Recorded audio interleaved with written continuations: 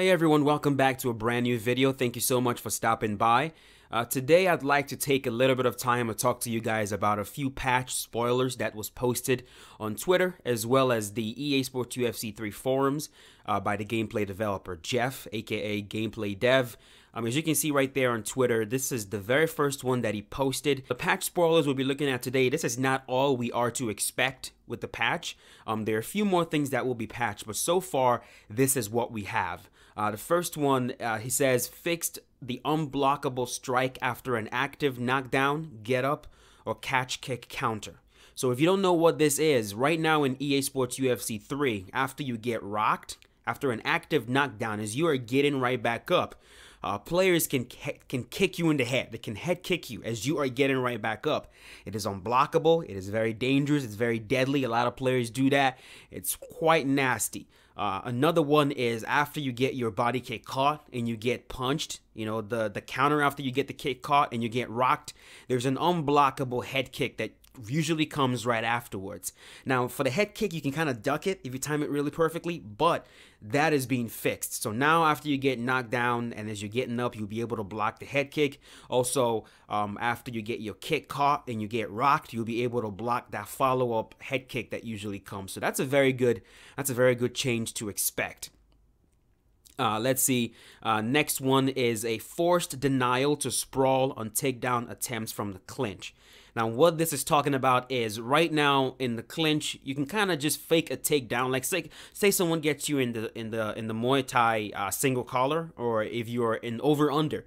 If you have a double leg or single leg takedown, you can fake that takedown and that gets you out of the clinch right away. You don't need to do anything. You just flick it, boom, you're out of the clinch. You brace the clinch completely. A lot of players complain about that. It is a legit exploit in the game because that's not the way the game was designed. It's not an intended mechanic in the game. So that is being changed right now. So after the patch, if you do that, if you just fake the takedown to try to get out of the clinch, it's going to put you in sprawl bottom. So, you know, fairly decent change. I don't really care much about that one. Next one. This one's the one that I've been really looking forward to. Reduced AI tendency to check leg kicks. If you're an offline player, if you play the game offline, as much as I do, for example, then you know that there's a big issue with the AI being able to block so easily when it comes to blocking low. You can set up your leg kicks, your body kicks as well as you want. The AI is like godlike when it comes to blocking those. So that's being fixed. The AI is not going to check leg kicks as easily as they do right now. I really like that change. I'm looking forward to it. This next one should make a lot of you happy, including myself. It says they tuned the takedown speed and ranges. We've all complained about the rocket ship takedowns from across the cage.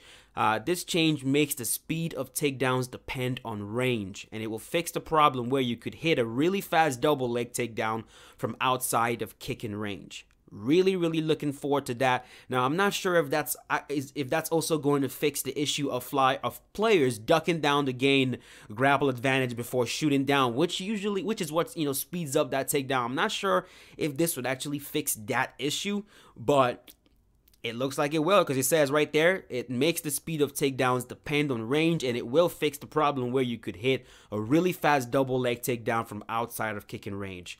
Looking forward to that. Hopefully that fixes that issue. Next up, it says right there, remove the free strike and side control after a takedown. It looks like this, whoever it is that responded to this, looks like he's quite upset about that. And gameplay developer, he responded with this. He says, I sense a great disturbance in the force, as if millions of cheesers suddenly cried out in terror and were silenced. Damn right. Look at this dude.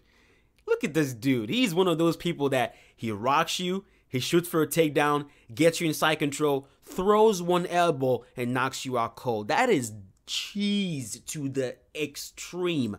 And I, as well as other players, I guarantee are absolutely glad that that is gone. Let me go right ahead and put a heart on this one.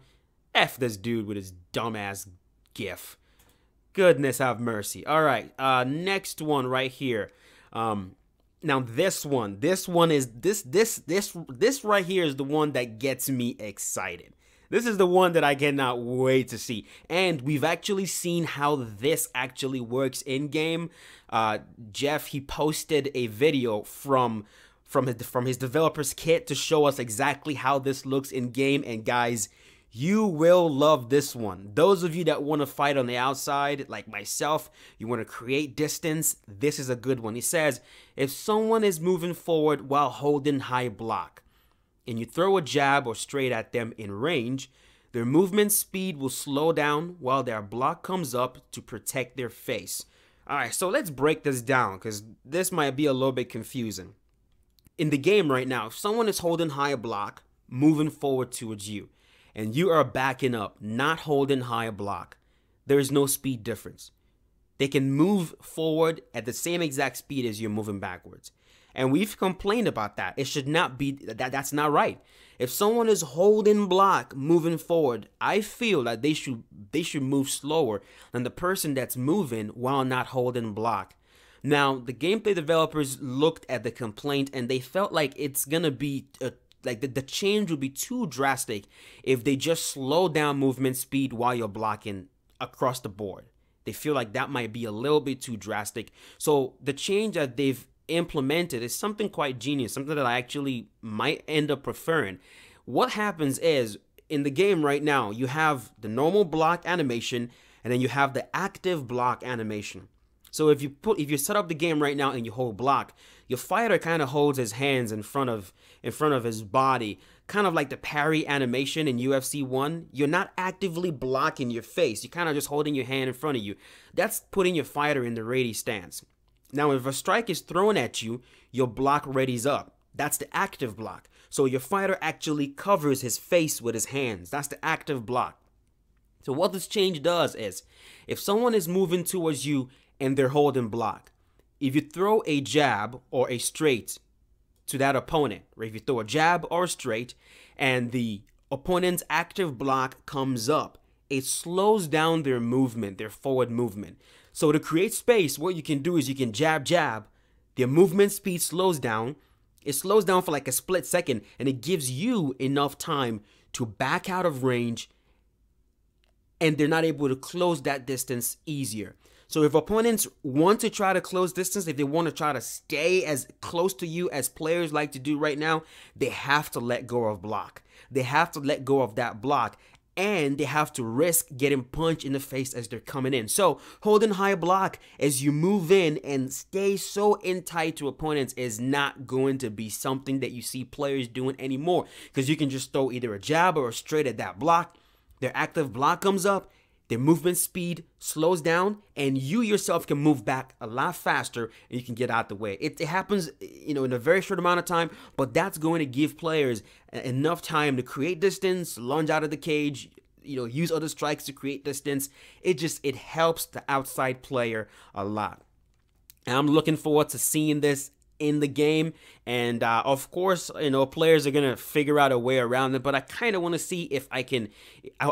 I'm really curious to see if this can elevate outside fighting to the way that it was in UFC 2. Outside fighting was pretty good in UFC 2, and hopefully this elevates that to UFC 2 levels.